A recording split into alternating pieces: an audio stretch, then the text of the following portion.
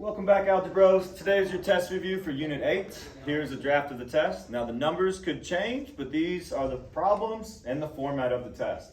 So as promised, right, I started with some easy questions to get you warmed up and going into the hard questions. Number one is what is the form of a vertical asymptote? Well, what is the form of a vertical line?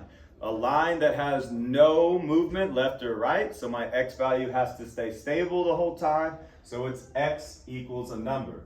Now I could change that to a horizontal line, which be a line that has a capped height all the way through, so that'd be a horizontal line of y equals a number. So pay attention to which one you get tomorrow. The next one, number 2, another pretty easy question. What is the horizontal asymptote of the following function? I have x plus 3 over x squared minus 16. Horizontal means I need to look at my degrees. Here I see I have a greater degree on the denominator, which denotes that I'm going to be flat on the floor, as I like to say, at y equals 0. Y equals 0 because my degree on the denominator was greater than the numerator. And I did not have a k value. Number 3, vertical asymptotes of the same function. Well, vertical asymptote, God's in the sky, thou shalt not divide by 0. So I set my denominator equal to 0. So I have x squared minus 16, right? So even if I did x squared equals a positive 16, just move my 16 over. Did the square root method, I get x equals plus or minus 4. So I have 2 vertical asymptotes, one at x equals negative 4 and one at x equals 4. Yes, you could factor that as x minus 4 and x plus 4 as well. All right, number 4. All right, they slowly get a little bit harder. This one's another easy one. This is to find the graph with the 2 asymptotes. I have an asymptote at x equals 2, so that's a vertical line at x equals 2, and a horizontal line at y equals 1. So we're going to go through our graphs and look and see where I have a vertical line at x equals 2 and a horizontal line at y equals 1. And that is going to be my answer. Number 5, getting a little bit harder. Now, I'm considering the following function, 1 over x minus 5 plus 2. Now, important, this asks for the vertical asymptote. Vertical asymptote is not affected by my k value. So I just set the denominator equal to 0. I add my 5. I have a vertical asymptote at x equals 5. My domain is going to include everything but that asymptote, right? So it's going to be all real numbers except for 5. Next one, now I'm doing an easy horizontal asymptote problem. And I know there are 3 or 4 here, but, and I'm gonna change this to none, hopefully by tomorrow. But these are very basic. It's horizontal is all I'm looking for, so I'm just looking at the degrees. Here, my degrees are the same, so I take the leading coefficient, 3 over 1. So y equals 3. Number 2, I have x cubed over x squared. So tomorrow, this will probably say none or slant asymptote, but as of now, it is undefined. On my third one, I have a squared over a squared, so take the leading coefficient, 9 over 3, which also equals 3, so y equals 3. On the last one, I have x squared over x squared, so take the leading coefficient again, 1 over 1, with y equals 1. Pretty easy so far. As we get into the meat of the test, number 10 easy, 10 hard is the format that we're going for. Number 7. All right, number 7. Hopefully I give you a hint on this one because there is a hole. It says find the horizontal and vertical asymptotes. What just happened? Just when you think the board's working perfectly. And so I set my denominator equal to 0 to find my vertical asymptotes, but I also need to factor my numerator to see if there's any holes. So in factoring my numerator, what I'm gonna do, I'm gonna take 3 out. So I'm gonna have x squared minus 3x plus 2. So since I have this positive over here, I know both of my factors need to be x minus a number because two negatives need to equal a positive. So that's x minus 1 times x minus 2, all times 3. So if I take a 5 out of this bottom one, right, I have x minus 2.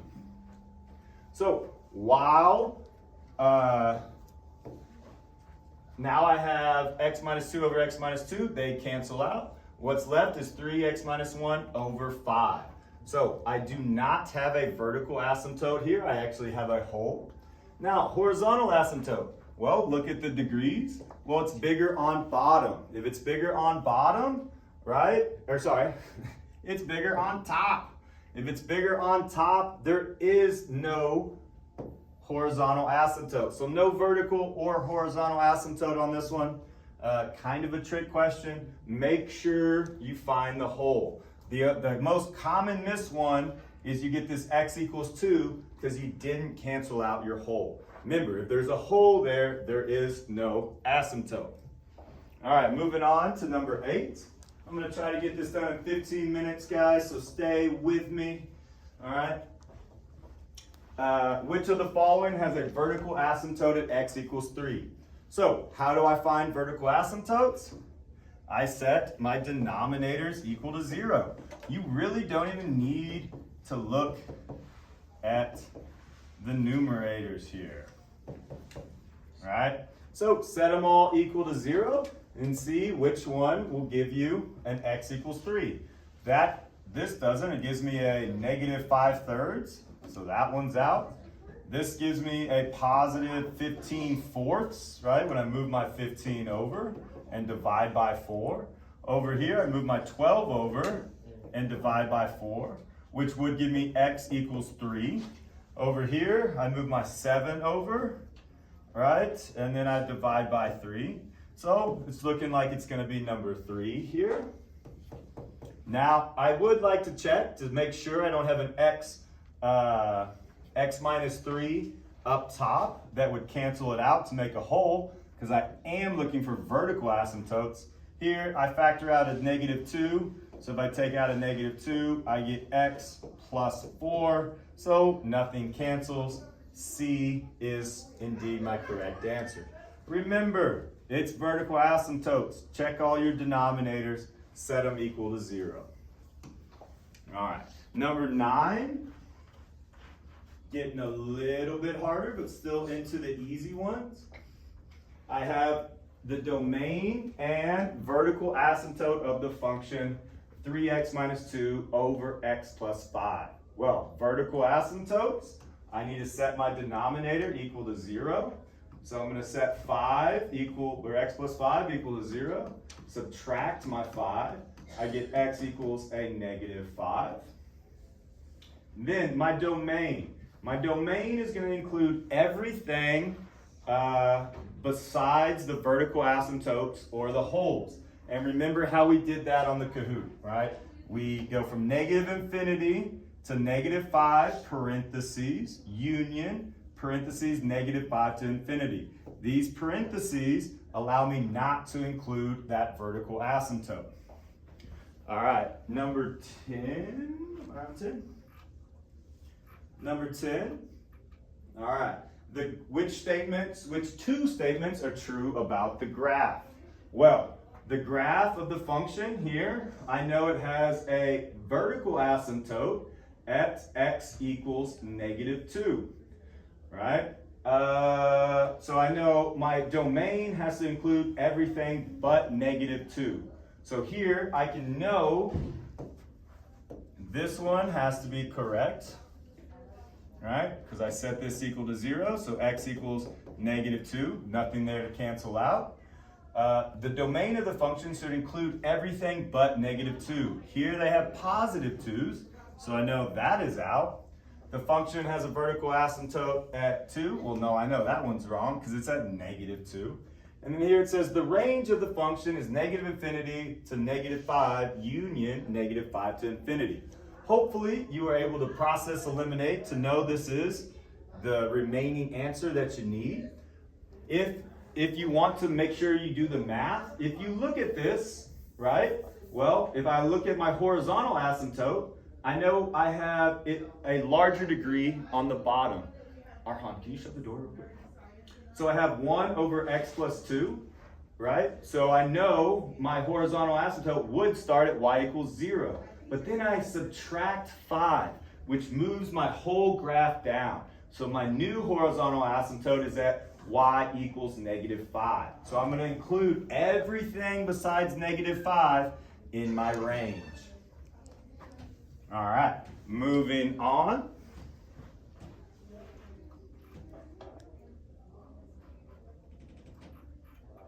Number 11. Number 11, it asks if the asymptotes are x equals a and x equals b, what is the value of a plus b? And it asks for the vertical asymptotes again. So I need to set all of these equal to 0. So I have, well, before I do that, I should look at this, right? I should see if, because I'm just looking for asymptotes, I should see if anything cancels out.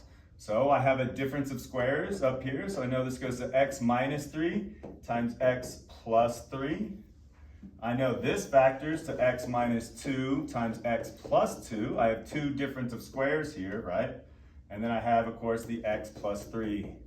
Well, I see I have 2x plus 3, so those are going to cancel. So I'm only going to have two asymptotes here. One at x equals a positive 2, and one at x equals a negative 2. So my a is 2, my b is negative 2, or vice versa. You add those together, and of course you get 0. All right. So number 12.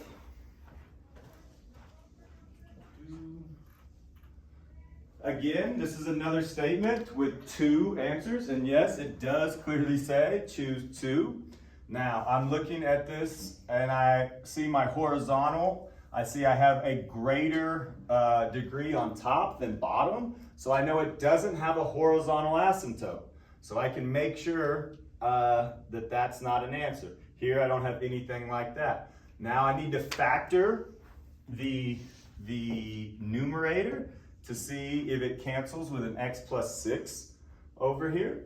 So if I factor what times what adds up to a negative 18, or sorry, multiplies equal negative 18, adds up to a negative 7. Well, I know it's going to be x minus something and x plus something. What are my factors of 18? Well, 9 and 2 is 1, right? But, yep. So I have x minus 9 and x plus 2 all over x plus 6. So I'll have a vertical asymptote, right, at x equals a negative 6 when I subtract my 6 over. So vertical asymptote here. My domain of the function, right, is going to be all real numbers except for negative 6. Be careful here, right? It doesn't have the negative. So all real functions, again, here, it doesn't have the negative. All right, so be able to eliminate those. Negative infinity to negative 6, union negative 6 to infinity on my domain. All right, any questions? No? All right, keep going. Sorry, I keep having to go back and scroll through here. All right, number 13, find the horizontal and vertical asymptotes of the function. I have 5x squared plus 25x over 3x squared minus 21x minus 30. So first thing I want to look here is horizontal. So I look at the degrees. I see they both have 2's. So I know my horizontal is going to be y equals 5 over negative 3, just the leading coefficients. Now, my vertical, negative 5 over 3, if I wanted, or sorry, still on my horizontal, if I wanted to write it as a mixed number, as I see I have mixed numbers over here, right, that'd be y equals 1, and how many do I have left over? Well, I have 2. So y equals negative 1 2/3. y equals negative 1 2/3. So I see I have it here, I have it here, and I have it here. So I can get rid of this one.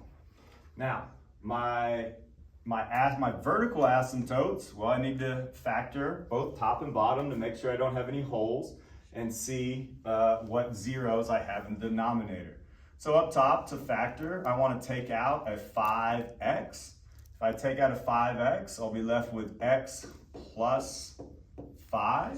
5x times x plus 5 over, if I take out a negative 3 here, I'll be left with x squared plus 21 divided by 3 is 7x. 30 divided by 3 is 10. And now remember, I took out a negative 3, so both my signs change. So this becomes x plus 5 times x plus 2. All right, 5 times 2 is 10. 5 plus 2 is 7. So here my x plus 5's cancel. And the only asymptote I have is this x plus 2. Set it equal to 0. So x equals a negative 2. X equals a negative 2. Y equals a negative 2 1/3. Make sure you cancel out the right one. On the test tomorrow, there'll probably be an option where you can do x equals negative 5. I'll make it a little harder for you. Time? All right, I'll keep going. So, moving on. 14. All right, find the horizontal asymptotes and the range for the equation below.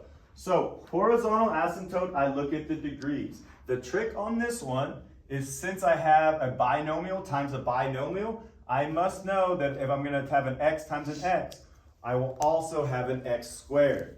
So x squared over x squared, same degree. So my horizontal asymptote will be the coefficients.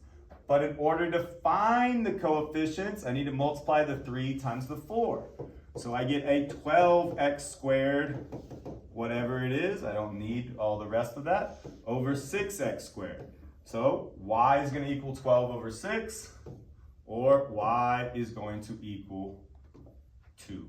My horizontal asymptote is going to be at 2. The only one that is right here. All real numbers except for 2 is the answer on number 14. Number 15. So number 15, we're into the inverse proportion of this. The cost per person is charted, varies inversely to the number of people who ride the bus. If 40 people pay $9.50 to ride the chartered bus, what is the cost per person if only 25 people go? All right, I'm just gonna set this one up for you. Hopefully you can do the math. It is inverse proportion. So I wanna write y equals k over x. All right, so now I wanna put in my initial values. Well, my initial values were $9.50 and 40. All right, how do I know which is my x and which is my y here? The cost is inversely to the number of people. All right, so my people are my x. So I have 40, I have k, I have 9.50. You set up your equation, you solve for your k, you plug it back in when you have 25 people, and you get your new value. All right, moving on.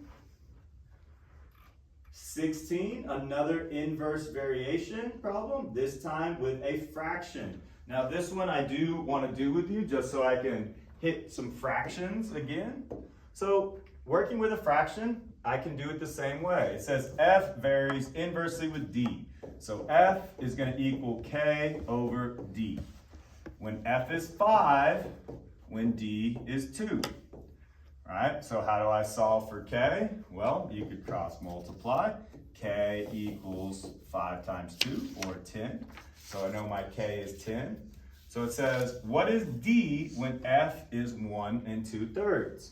So if I have f of 1 2/3, I like to use a mixed number because it makes it a little easier. So 1 times 3 plus 2.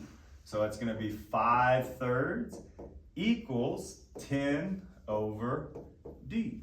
All right. Now I can cross multiply. 30 equals 5d. divide by 5.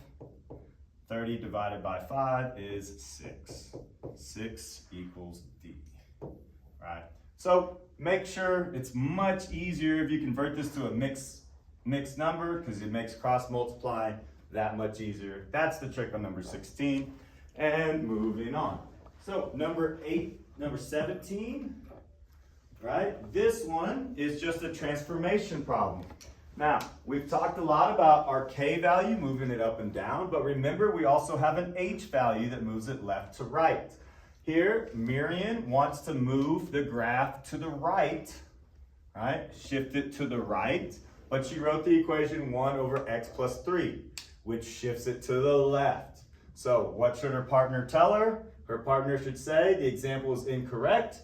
To shift to the right, it should be x minus 3. Remember, when you're moving horizontal, it is opposite the way you think. All right, guys, the rest of these you should have in your notes. Oops, this one looks a little messed up here. All right, number 18, this should be a plus, not an equals. Find the vertical asymptotes. Well, vertical asymptote here, I need to pretend like this is an equal sign. I will fix this by tomorrow. That's why it's a draft of the test. All right, that should be a plus. So this factors to x plus 3 times x plus 3. So x plus 3 squared, right? So I only have one asymptote here. If it's a minus, then it's an x minus 3. I'm sure it's an x minus 3 because I wouldn't have made the mistake of making it an equal sign if it wasn't. And so this is x minus 3 squared. So I only have one, it doesn't cancel. So my asymptote is x equals a positive 3. No decimal places on this one. Number 19.